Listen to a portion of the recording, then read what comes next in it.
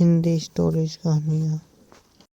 संतोष ने कुछ समय पहले ही अपने बेटे की शादी सलोनी से की थी, जिसका रंग भले ही काला था, लेकिन स्वभाव से वो बहुत ही गुणी और संस्कारी थी।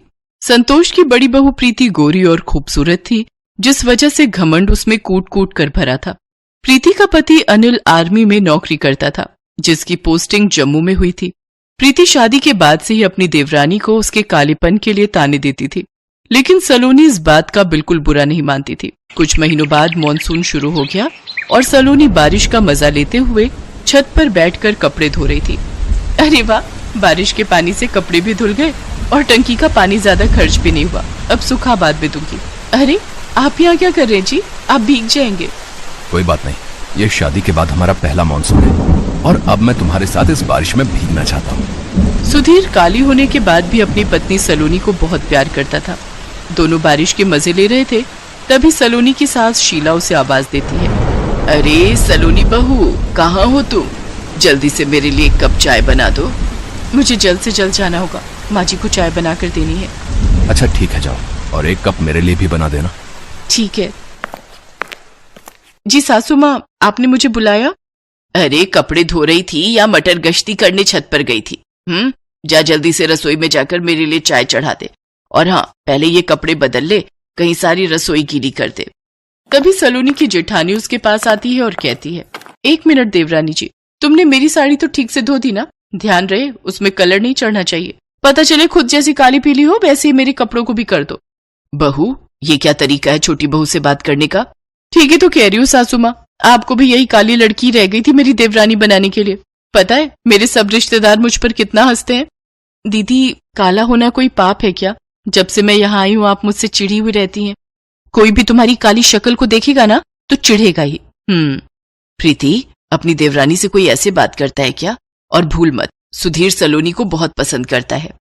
जरूर इसने मेरे देवर पर कोई काला जादू किया होगा, तभी तो ये काली लड़की उन्हें पसंद आ गई। तभी सुधीर भी वहां आ जाता है। भाभी, वो जैसी भी है मेरी बीवी है और मैं देख रहा हूँ आपकी बहुत अनबन चल रही है मेरी पत्नी से। अच्छा, अब तुम अपनी भाभी से बहसबाजी करोगे, और वो भी कल की आई हुई इस काली कलूटी लड़की के लिए? देखा, आखिर अपने काबू में कर ही लिया इसने मेरे देवर को।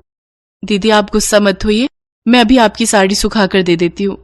सलोनी अपनी जेठानी की साड़ी प्रेस करके उसे दे देती है। भोली भाली काली सलोनी पर उसके पति और सास को बड़ी दया आती है और वो अक्सर उसका साथ देते थे, जिस वजह से प्रीति अपनी देवरानी से और जलने लगी थी। एक रोज जब सलोनी खाना बनाकर परोसती है तो उसमें नमक कम होता है, जिस वजह से प्रीति गुस्से में उसके हाथ पर वो दाल गिरा देती है। भाभी, आज तो हद ही हो गई, बस अब और नहीं। वही मैं भी कह रही हूँ, बस अब और नहीं। सासू माँ, आप हमारा बंटवारा कर दो, आज से मैं अलग रहूंगी। ठीक है, आप बंटवारा चाहती हो ना, तो आज से हम अलग अलग रहेंगे। गुस्से में आकर सुधीर घर में रस्सी बांधकर अलग अलग बंटवारा करता है। मॉनसून में भारी बारिश होने के कारण घर के दोनों ही तरफ खिड़कियों से पानी अंदर आ जाता है। सलोनी तो अपने हिस्से को साफ कर लेती है, लेकिन उसकी आलसी घमंडी गोरी जेठानी पानी को हाथ तक नहीं लगाती, जिससे उनकी सास शीला फर्श पर फिसल जाती है और उसे चोट आ जाती है। हाय रे, मर गई रे, मर गई। माँ जी रुकिए, मैं अभी आती हूँ। कोई जरूरत नहीं है, मैं ही दवाई लगा देती हूँ, लेकिन तुम ये लकीर पार मत करना। और सासू माँ, आपसे एक जगह चैन से बैठा नहीं जाता, मेरा काम और बढ़ा दिया। गिरी भी तो तेरी वजह से हूँ।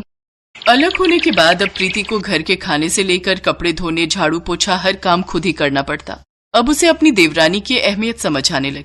ऐसे ही कुछ दिन बीत जाते हैं। फिर एक रोज प्रीति की तबीयत बहुत खराब होती है और वो बेहोश होकर गिर जाती है। तभी सलोनी उसे देख लेती है और लकीर पार करके उसे जल्द से जल्द हॉस्पिटल ले जाती है, जहाँ डॉक्टर कहते हैं, अच्छा हुआ आप इन्हें समय से ले आई, इन्हें हार्ट अटैक आया था, अगर जरा से भी देर होती तो कुछ भी हो सकता था। प्रीति को होश आ जाता है और जब उसे पता चलता है कि सलोनी ने उसे अस्पताल पहुंचाया है तो उसे अपने किए पर बहुत पछतावा होता है। मुझे माफ कर दे सलोनी, मैंने तेरे साथ बहुत बुरा बर्ताव किया, लेकिन आज मुझे अपने किए पर पछतावा है। इसके बाद सभी फिर से एक साथ मिलकर खुशी खुशी रहते हैं। सीमापुर गांव एक बहुत बड़े भूभाग में फैला हुआ है। सीमापुर के आसपास बहुत सारे गांव ऐसे हैं जहां हर साल बाढ़ आती है। और उन गांवों के सभी लोग अपनी जान बचाने के लिए सीमापुर के लोगों से मदद लेते हैं। सीमापुर में राजू अपनी पत्नी रानी के साथ रहता है। ये दोनों बहुत ही दयालु हैं। जब भी किसी को मदद की जरूरत पड़ती है, दोनों हमेशा आगे आते हैं। मैं खेतों में जा रहा हूँ, तुम तब तक खाना बना लो। मैं खेत जोत कर आता हूँ और फिर हम दोनों साथ में खाना खा लेंगे। ठीक है, आप जाइए, मैं खाना पकाती हूँ। राजू अपने बैलों को लेकर खेतों की तरफ चला जाता है तो वहीं रानी किचन में चली जाती है और नाश्ता बनाने की तैयारी करने लगती है। आज कुछ मीठा भी बनाऊंगी, इनको मीठा बहुत पसंद है। रानी जल्दी जल्दी रोटी, सब्जी और खीर बनाती है। इसके साथ ही वो अलग से 2 बड़ी रोटियां भी बनाती है और सारा खाना लेकर अपने खेत में चली जाती है। खेत में पहुंचकर देखती है कि राजू कड़ी धूप में खेत की जुताई कर रहा है। रानी को देखकर राजू चौंक जाता है। अरे तुम यहाँ कैसे? मैं खाना बनाकर लाई हूँ, चलो बैलों को खड़ा कर दो और पहले खाना खा लो, सुबह से भूखे हो। घर आकर खा लेता, यहाँ इस कड़ी धूप में आने की क्या जरूरत थी? अच्छा, और आप जो इस कड़ी धूप में काम कर रहे हैं उसका क्या? आप केवल अपने लिए तो मेहनत नहीं कर रहे हैं ना, तो मुझे भी आपका बराबर साथ देना चाहिए। अच्छा ठीक है, अब आ ही गई हो तो जाकर पेड़ की छांव में बैठ जाओ। मैं इस खेत को पूरा जोत लेता हूँ, फिर दोनों साथ में खाते हैं। बिल्कुल भी नहीं, आप बैलों को भी छांव में खड़ा कर दीजिए और हाथ धोकर खाना खाने के लिए बैठ जाइए। पर जब तक हम खाना खाएंगे तब तक इन बेचारे बैलों को बेमतलब खड़ा रहना पड़ेगा। आप उनकी चिंता मत कीजिए, मैं दोनों बैलों के लिए भी बड़ी बड़ी रोटियां बनाकर लाई हूँ, वो भी हमारे साथ खा लेंगे। रानी खाने की पोटली को पेड़ की छांव में रख देती है और राजू भी बैलों को छांव में खड़ा कर देता है। ये लीजिए, हाथ धो लीजिए। रानी बोतल का ढक्कन खोलकर राजू के हाथों पर पानी डालती है और राजू हाथ धोकर खाना खाने के लिए जमीन पर बैठ जाता है। रानी पोटली से बड़ी वाली रोटियां निकालकर दोनों बैलों को दे देती है। ये लो, तब तक तुम भी कुछ खा लो और आराम करो, बाद में मन लगा कर काम करना। रानी की बात पर दोनों बैल सर हिलाते हैं। ये देखकर रानी बहुत खुश होती है। देखिए जी, ये बैल तो मेरी बात पर हाँ में सिर भी हिला रहे हैं, जैसे कि ये हमारे बच्चे हों। अब बच्चों के जैसे इनका ख्याल रखती हो तो वो भी तो तुम्हारी बात मानेंगे ही ना। चलो आ जाओ। रानी भी राजू के साथ खाना खाने बैठ जाती है। दोनों पति पत्नी मिलजुल कर खाते हैं। राजू खीर को देखकर बहुत खुश होता है। अरे वाह, तुमने तो आज मन ही खुश कर दिया। मुझे पता था आपको खीर जरूर पसंद आएगी, देसी घी के साथ जो बनाई है। खाना खाने के बाद राजू खेत जोतता है और फिर दोनों लोग अपने बैलों को लेकर घर के लिए चल पड़ते हैं। राजू और रानी की शादी को कई साल बीत चुके थे, पर अभी तक उन्हें कोई भी संतान नहीं थी। पर वो दोनों अपने बैलों को अपने बच्चों की तरह ही प्यार करते थे। मैं बैलों को पानी पिलाकर आती हूँ, आप तब तक नहा लीजिए। इनके बैल भी बहुत समझदार थे। उन्हें कभी भी खूंटे पर बांधने की जरूरत ही नहीं पड़ती थी। बिना बंधे ही दोनों बैल चुपचाप गौशाला में रहते थे। रानी को अचानक जोर से बादल गरजने की आवाज आती है। लगता है जोरों की बारिश होने वाली है, कहीं फिर से कोई अनहोनी ना हो जाए। कुछ ही देर में पानी बरसने लगता है और देखते ही देखते मूसलाधार बारिश शुरू हो जाती है, जिससे सीमापुर के आसपास के गांवों में बाढ़ आ जाती है और वहां के लोग सीमापुर की तरफ भागने लगते हैं। वो देखिए जी, लोग हमारे गांव की तरफ आ रहे हैं। हमको घर में कुछ लोगों के रहने की व्यवस्था करनी पड़ेगी। हाँ, हम उन लोगों को अपने घर में शरण तो दे देंगे, पर खाने पीने का क्या होगा? तुम तो जानती हो कि हमारे पास सिर्फ 2 ही खेत हैं और उनमें केवल हम दोनों के लिए ही अनाज हो पाता है। आप चिंता मत कीजिए, जब ऊपर वाले ने हमें इतना काबिल बनाया है कि हम दूसरों को अपने घर में शरण दे सके, तो उन लोगों के खाने की व्यवस्था भी करवा ही देंगे। रानी घर की साफ सफाई करती है और कुछ लोगों को अपने घर पर रहने के लिए बुला लेती है। इन्हीं में से एक बूढ़ी औरत भी है। तुम्हारा भला हो बेटी, तुम इस मुसीबत के समय में हम लोगों की मदद कर रही हो। जो मुसीबत की घड़ी में काम ना आए वो पड़ोसी ही कैसा। और आप तो मेरी माँ की उम्र की हैं। आपकी सेवा करना तो मेरा धर्म भी है। भगवान तुम जैसी बेटी हर माँ को दे। रानी ने इन सबको अपने घर पर आश्रय तो दे दिया था, पर रात को जब खाना खाने का समय हुआ तब ये सभी लोग एक उम्मीद भरी नजर से राजू और रानी की तरफ देखने लगे। रानी अपने हिस्से का खाना बूढ़ी औरत को दे देती है। ये लीजिए, खाना खा लीजिए। आप बहुत भूखी लग रही हैं। मैं तो सच में भूखी हूँ बेटी, पर अगर ये खाना मैं खा लूंगी तो तुम भी आज रात भूखी रह जाओगी। आप चिंता मत कीजिए, मैं पानी पीकर काम चला लूंगी। आप ये खाना खा लीजिए। रानी और राजू दोनों ही अपने हिस्से का खाना घर आए शरणार्थियों को दे देते हैं, और वो ऐसा तब तक करते हैं जब तक कि उनके गांव में बाढ़ का पानी कम नहीं हो जाता। बेटी, तुम दोनों घर में अकेले ही हो? क्या तुम्हारी कोई संतान नहीं है? बुढ़िया की ये बात सुनकर रानी की आंखों में आंसू आ जाते हैं, और ये देखकर बूढ़ी अम्मा सब कुछ समझ जाती हैं। चिंता मत करो बेटी, माँ अन्नपूर्णा ने चाहा तो जल्दी ही तुम्हारी गोद भर जाएगी। वो बूढ़ी औरत रानी को एक सेब देती है।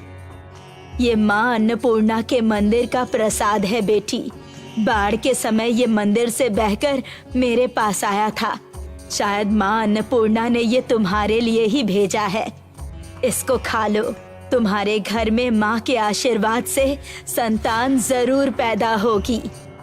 रानी माँ अन्नपूर्णा का नाम लेकर उसे खा लेती है, और फिर कुछ ही महीनों बाद रानी माँ बन जाती है, और उनके घर में एक सुंदर सी बेटी पैदा होती है। जो दूसरों का भला करता है, भगवान उस पर हमेशा अपनी कृपा बनाए रखते हैं। मुझे तो लगता है कि ये सब उस बूढ़ी अम्मा के सेब और माँ अन्नपूर्णा के आशीर्वाद से हो पाया है। हाँ हाँ जरूर, हमारी बेटी पर माँ अन्नपूर्णा का आशीर्वाद है। देखना, बड़ी होकर ये भी कोई नेक काम जरूर करेगी। राजू और रानी घर में बेटी के आने से बहुत खुश थे। अब तो जैसे मानो उनकी दुनिया ही पूरी हो गई थी। दोनों हर समय बेटी का खुद से भी ज्यादा ख्याल रखते थे। मैं सोच रही हूँ कि इसका नाम भी माँ के नाम पर ही रखना चाहिए।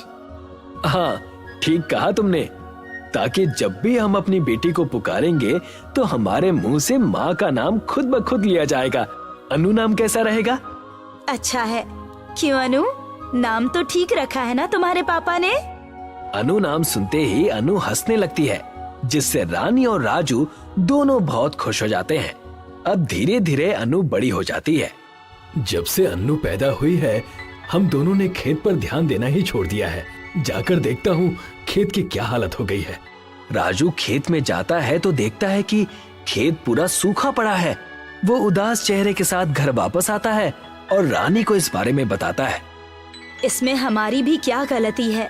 6 महीने पूरे होने वाले हैं और कहीं बारिश की एक बूंद तक नहीं गिरी है, तो खेत तो सूखेंगे ही।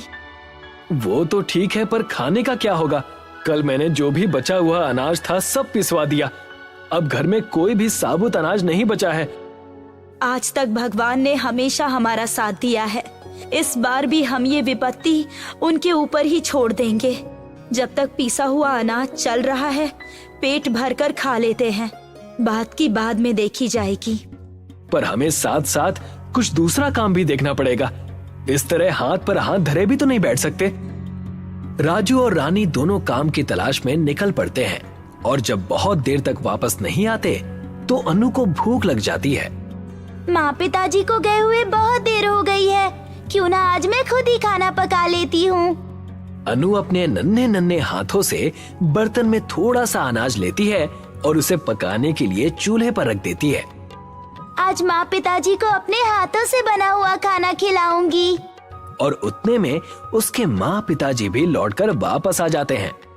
तुम ठीक तो हो ना अनु? हम दोनों को तुम्हारी बहुत चिंता हो रही थी। तुमको भूख लग गई होगी। मैं जल्दी से खाना बना देती हूँ बेटी।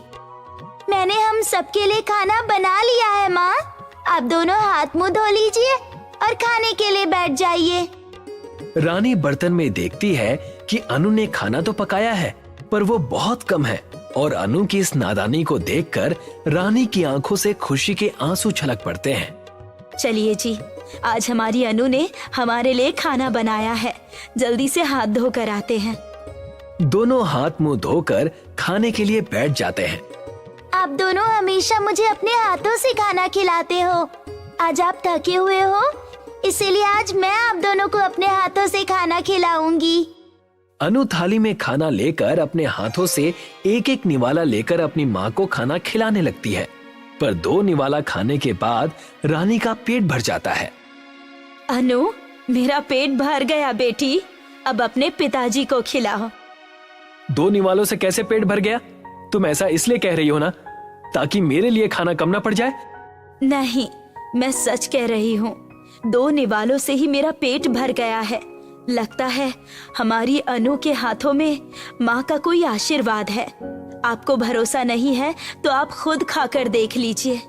अनु अपने हाथों से अपने पिताजी को भी एक एक करके 2 निवाले खिलाती है और 2 निवाले खाने के बाद उसके पिताजी का भी पेट भर जाता है।